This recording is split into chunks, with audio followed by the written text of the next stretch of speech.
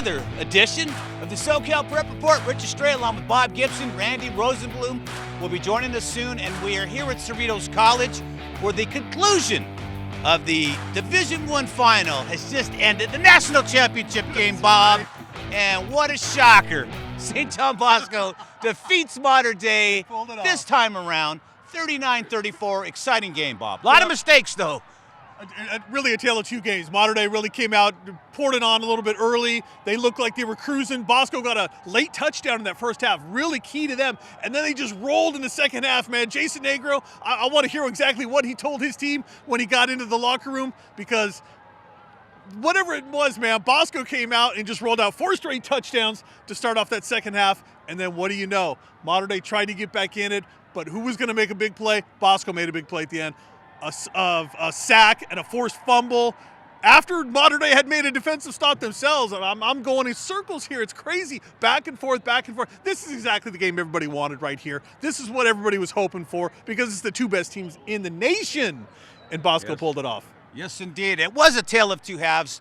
Mater Dei definitely dominated the first half of play. Second half of play, St. John Bosco came out, man, and just started hammering away little by little, and at some point, Bob, it was just a little too late. But I'll tell you what, it was a very gutsy call by St. John Bosco to go for it on 4th and 1 from their own 29 with the game on the line, and they didn't get it. It took a turnover. They lucked out on that, Bob. Let me catch my breath and calm down a little bit here. You're right, because they went out, and first they went into shotgun formation, and then DJ Uigalele went under center, and then he ended up fumbling it. Yeah, he did. And either way, it was either 4th down or a fumble. Mater Dei got the ball back a couple of passes, but you thought all the momentum was back on the Mater Dei sideline. And then they came up with a big play, did Bosco. As I mentioned, they sacked Young from behind. He never saw the defensive end coming around the corner. They forced a fumble. Bosco got it back, and they were pretty much able to run out the clock. That last fumble, though, it's questionable. And let's take a look at it right now, and you tell me if he wasn't down before the ball came out. And when I saw it, when it first happened, I thought, boy, I thought he might have been down. But no replay in high school, is there? No replay. Nope. So I tell you, there might be some argument for it. And in the Southern Section, you might hear someone talk about maybe a chance to get replay here, but no instant replay, no chance to look at it. Mater Dei, look, the undefeated season, the CIF championship, the state championship, the national championship, the 3rd in a row, all down the drain now for Mater Dei. It's got to be a humongous disappointment for them. But look at Bosco now. Now they've got the CIF title, they've got a chance to win a state title, and I think a national championship. Look how everything just turned around in one fell swoop out here. Well, all they have to do is win one more game. It'll probably be against De La Salle. It will be. Against Concord De La Salle. It's been like that for how many years, Bob? A million years. De La Salle comes out of the north all the time in the open division. So we'll see what happens with Bosco and De La Salle. De La Salle is ranked in the top 10 in the country. Doesn't matter. And will probably end up in the top 10. But I think you're right, Bob. St. John Bosco will probably have more than enough to win that ball game. The momentum they're going to have coming out of this win right here, I think they're going to stop De La Salle, and I think they've got a real chance to be the national champions, and nobody saw that coming a couple of weeks ago. Especially when these two teams played the first time around, nobody saw this result, I think, coming here. You thought Bosco could win the game, not the way they did it here, not the way they owned this Mater Dei defense here tonight. The Mater Dei defense looked gassed in the second half. They didn't have any answers for the Bosco offense, and that's something you didn't see out of this Mater Dei defense all season long. So I give all the credit to this Bosco team and this coaching staff. They did something nobody else was able to do this season against Mater Dei. So, like we said, the national champions game was more than likely tonight, Bob. Yep. I do not see De La Salle, as I mentioned, putting up much of a fight. But the challenge for Bosco is the season's didn't end today. The season ends in about 2 weeks when you get into the state championship game, and you got to, keep your team from having what they will call a letdown, Bob. Well, everybody thought these were the two best teams out here, right? And a lot of people thought that Bosco was the better team of the two, right? Everybody's, they thought they had the better quarterback in Uiagalele, and he played his rear end off tonight. I tell you, that kid, he earned it all here tonight. All the plaudits all season long, and everybody talking about how Bryce Young versus DJ back and forth. Who was the better quarterback? Both these kids played their tails off here tonight, but DJ, he got it done when it counted there in that second half.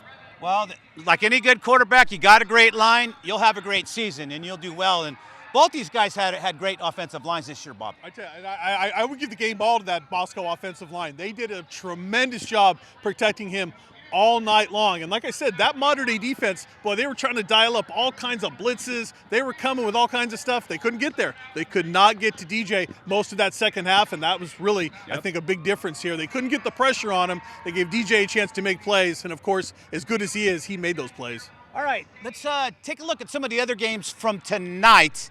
And let's take a look now at some of the other divisions, Bob, and we'll see Oxnard tonight, Pacifica of Oxnard taking on Lucerna, Bob. And, man, what a ball game that was, 41-42, Pacifica of Oxnard, not of Garden Grove. Right? You always got to make that distinction. Great ball game. And basically 14-14 after the first, 21-21 at halftime, 35-35 after 3 quarters, and then it was 2 touchdowns, but Lucerna missed the extra point, or they went for 2. We don't know which yet, Bob. But either they missed the extra point, they went for 2, and it was unsuccessful. 41-42 ball game, Bob. Look, these are the kind of we want to see these scores. We want to see these close games. When you get down to a CIF championship, you want to say, hey, we had the 2 best teams in the division in there against each other. Just like we had in this D1 game, you want to see it across the board. We had a lot of good games tonight.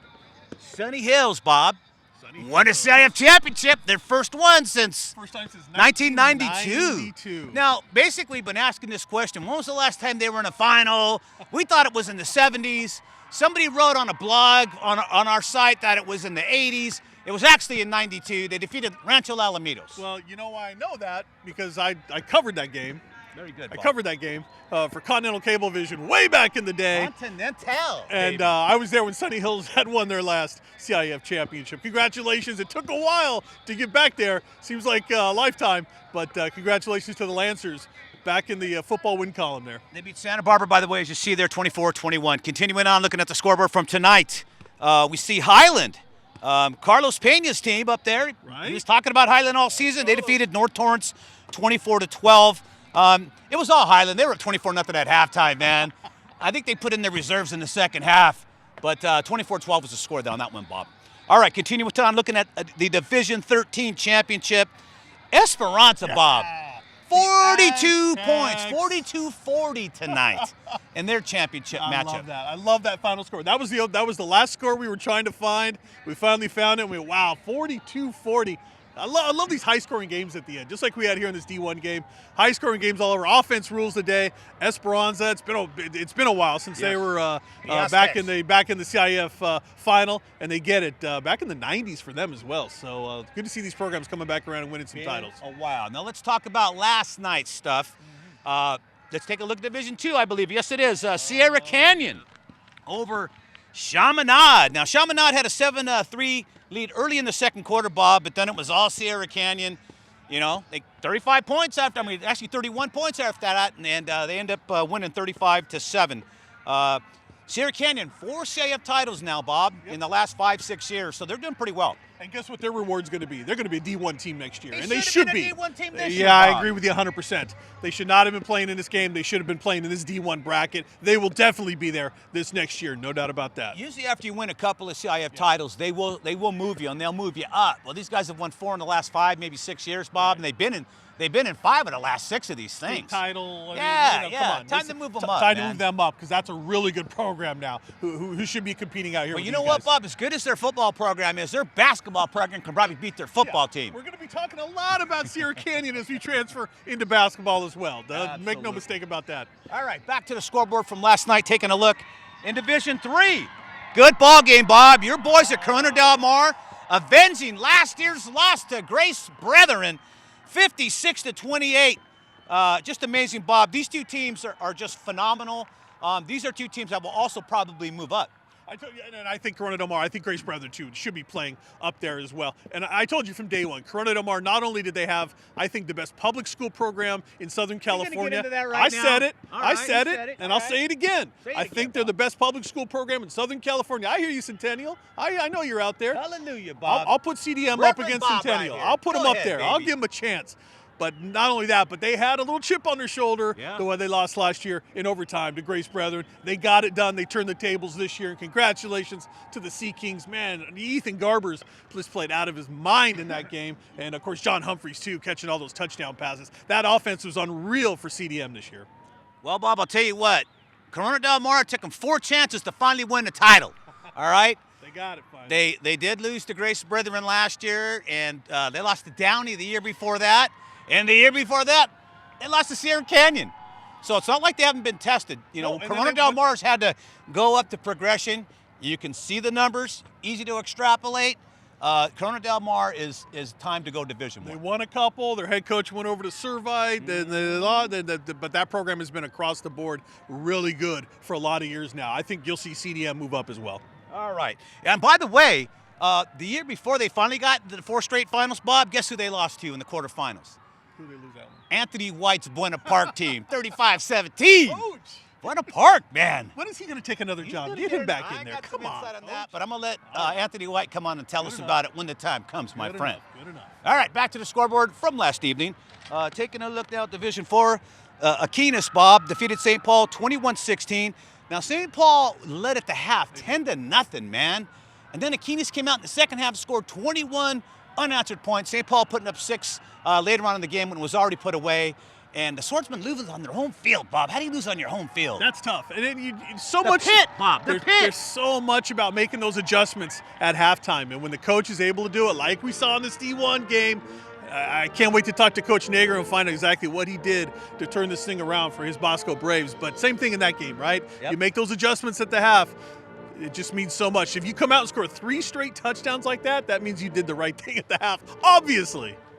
Aquinas lost their first 2 games of the season. They lost to Grace Brethren to start, and then they lost to Kaiser, 10-0, and then they just peeled off 12 straight wins, Bob. Don't forget, Kaiser was a program we were talking about a lot early in the season. Kaiser had some really good things going on. They kind of petered out at the end, but that's not a bad loss to lose to Kaiser. Of course, Grace Brethren, that's not a bad loss anytime, but that was not a bad loss at the time, losing to Kaiser. Kaiser had a pretty good team. This is Aquinas' second CIF championship in 3 years, and Bob, they're pretty good. They're no stranger to these finals. No doubt about it. That's a big win for that program. Again, and you're right. That's one that they know what to do when they get there. Absolutely. Okay, let's continue on and take a look at another ball game from last night in Division 7. There you see Temecula Valley 28, Cypress 21.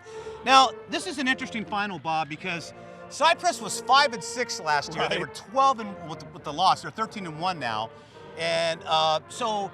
Interesting that Temecula Valley was 6-6 last year. So both of these teams were kind of mediocre last year. I mean, they got in the playoffs. One won a game, one didn't, and yet they both got in the finals this year.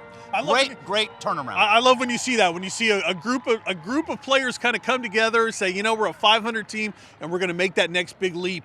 That coming, you know, especially when you had a lot of seniors that next year. Both those programs did it. Congratulations to both. They really could have gone either way. And I know disappointment for Cypress to lose their undefeated season, but big win for Temecula Valley out there. I mean, they're both 500 teams going into the playoffs. Right. I mean, and now this year they come out and they're both outstanding. So great turnaround by those teams in that final. Okay, taking a look, a couple more finals from last night in Division 10. La Crescenta over Simi Valley, 19-16. And I got to hand it to Simi Valley, man. They made the most of their opportunity. At the Western game, I'm telling you, man, they got a gift in that ball game. And but they made the most of it. They took that game, they counted their blessings, and they went on and they won a CIF championship. Actually, they lost the CIF championship, but they did get to the finals. Nothing wrong with playing in the last game of the year, Bob. No. Look, if you're playing this time of year, it means you did something right. And, you know, even if you lose, look, even Mater Dei lost tonight, right? I mean, so it just goes to show you. Bob, it just goes to show you on any given night, right? On any given night. Oh, lots of disappointment in Santa Ana tonight, right across the board. These Monarchs thought they had this one, but on any given Saturday, baby. That's it. That's exactly it. That's what it's all about in CIF championship time. All right, Bob, let's take a look at the last one now, or the last two, that is. Okay, so here's an interesting one. Division 11, Marina over Muir, 18-9, Bob.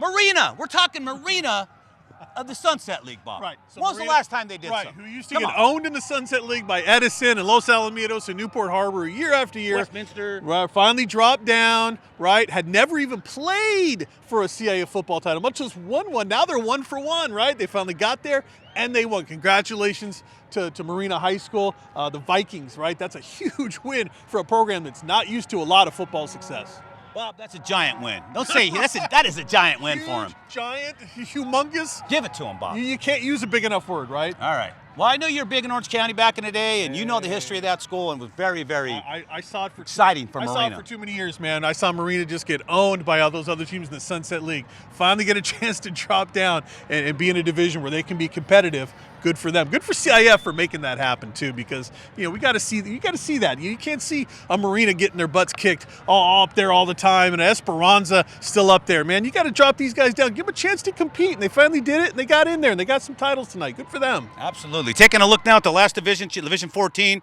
it was Torrance High School, right. South Torrance, defeating Pius 10, 25-20 in a great ball game, Bob. And the interesting part in this ball game is simple.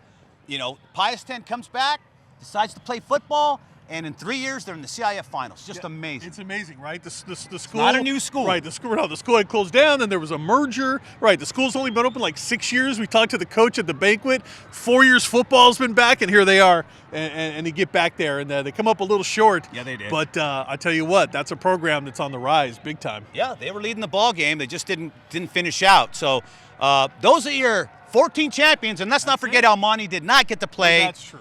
Right, because a big fight out in Adelanto, baby. But Almonte did win a championship, right? Didn't have to play yesterday or today to do it, but they've already got their plaque.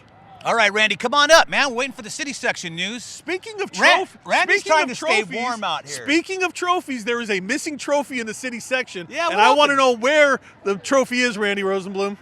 We know you know. That a little bit later because that's the open division, and people don't know where the trophy is. Eric Sonheimer knows. Well, everyone believes that Birmingham wants their trophy. Where is it? Everyone believes that it's with Narbonne and some of the old coaching fraternity, but that's not official. That's what they believe. All right, it's somewhere. Birmingham did win the Open, but we'll get to that in a moment. I really want to start with Animo Robinson. I know that sounds crazy. Why would you start there? In the 8-man game, because as great as the game was here tonight, Animo Robinson beat North Valley Military Institute. Get ready for this score. You ready for the score? 92-84. Nice game. Right? I love those games. They hit a couple free throws at the end to seal that one? Is that how it went down? They could have scored 100. They had a touchdown call back on an interception, they being the Monarchs. What? Yes. Now, wait a minute. I'm not done yet. It was 48-48 at half. Both quarterbacks threw I don't know how many touchdowns. David Rosales is an interesting story. He's a sophomore quarterback for North Valley, and I'll tell you this, he probably won't stay there. The rumor is he's going to end up at Notre Dame and Sherman Oaks. David Rosales can flat out play. It's amazing that he's playing 8-man football at North Valley Military Institute, but they fall short with the 84. The Monarchs win their third straight title with 92. Jose Lanta, their quarterback, he too was fabulous. Congratulations to Darius Orange. That's 3 in a row. Unbelievable score. How about that? I like that. Now, was that the highest scoring game ever? Nobody's busted 100 yet, have they? It's the highest scoring game as far as we can tell in LA City section history. There's been higher scoring games around the country in 8-man. We're talking here in LA. Here. My but the city section's been around over 100 years. Yeah, so, that's the highest scoring game. We know of, right? All right, let's go ahead and talk about the first game today, because we had the flip side in the Marquez game against Gardena. There, it was all defense. It ended up being the number 2 rated Gardena team winning 14-8. They opened up a 14-0 lead over Marquez, who came into the game top seeded and 13-0. But as it turned out, Gardena, out of the very tough Marine League, was able to pull it out, and they did it with great defense. Tyrone McDaniel was the story. He had 3 sacks, 1 critically at the end of the game.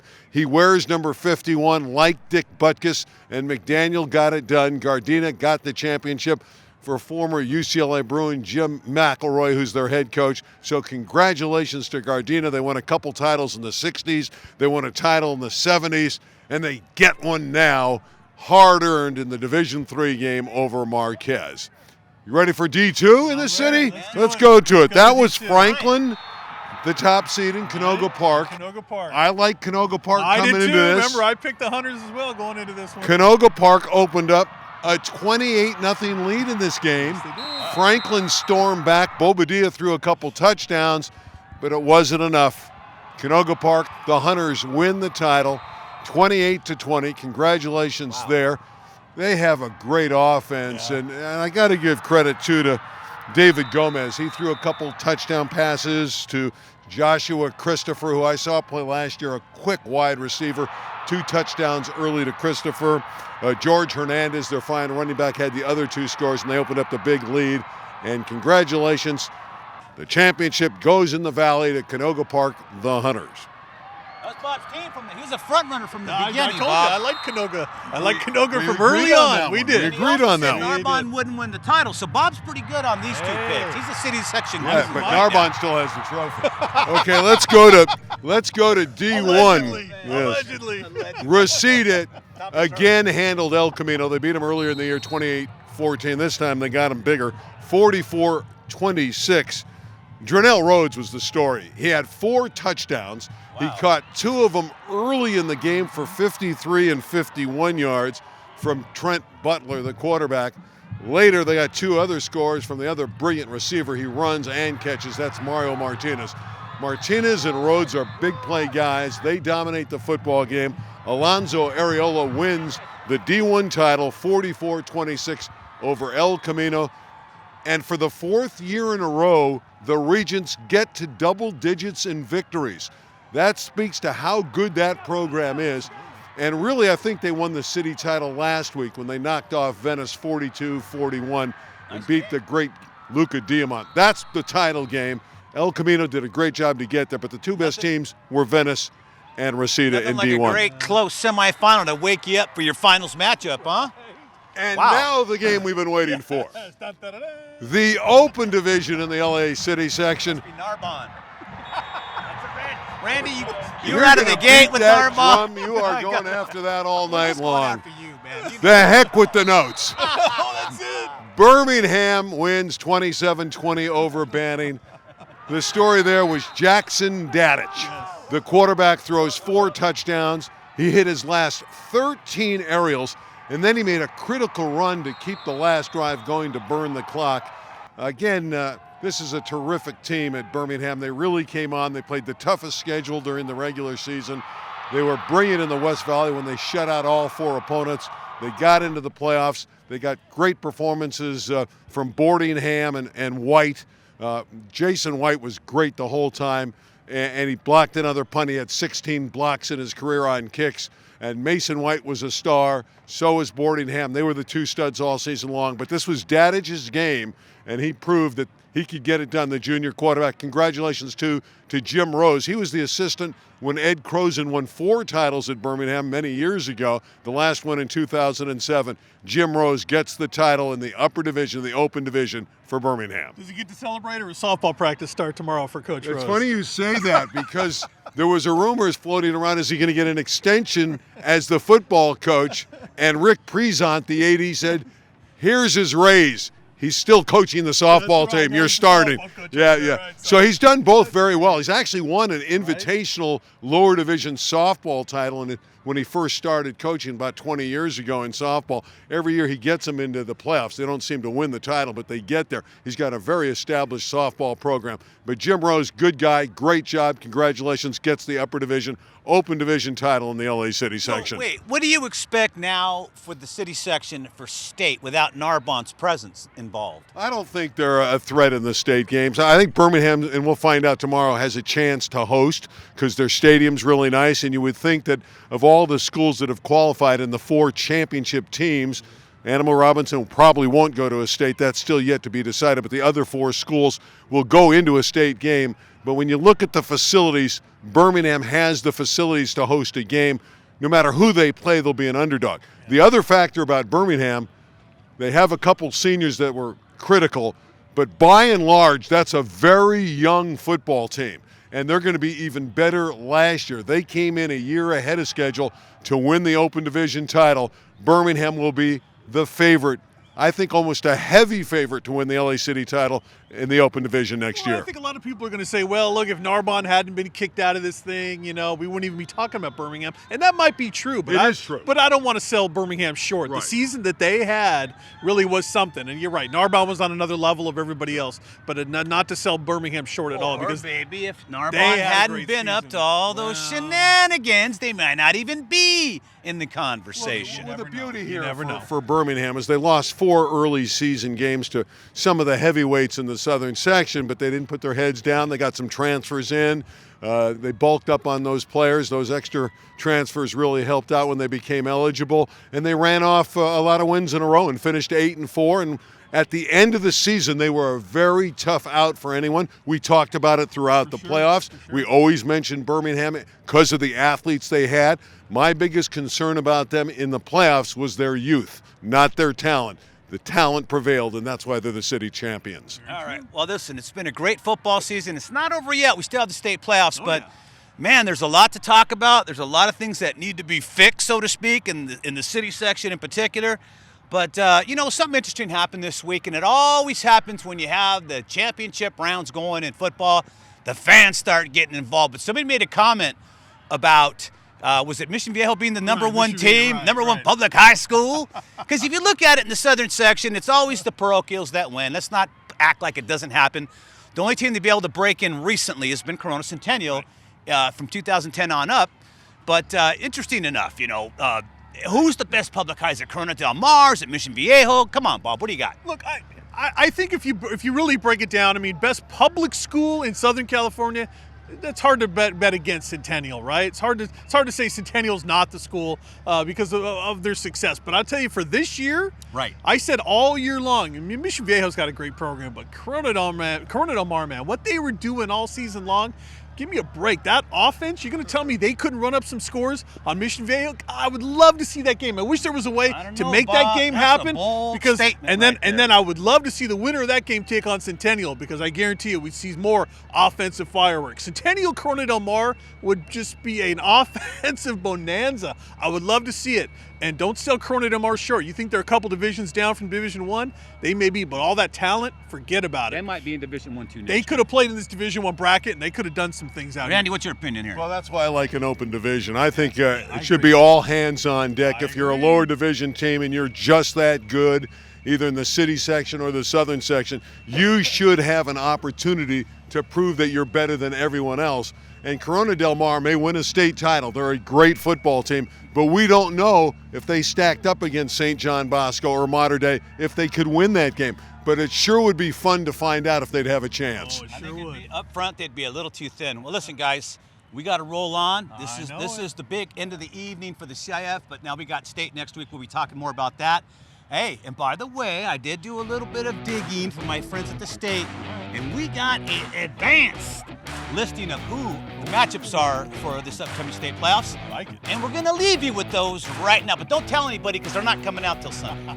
On behalf of Randy Rosemoon, Bob Gibson, Richard Stray here with the casting crew saying so long from your friends here at the Division I final of the CIF Southern Section, Bosco over Mater Dei.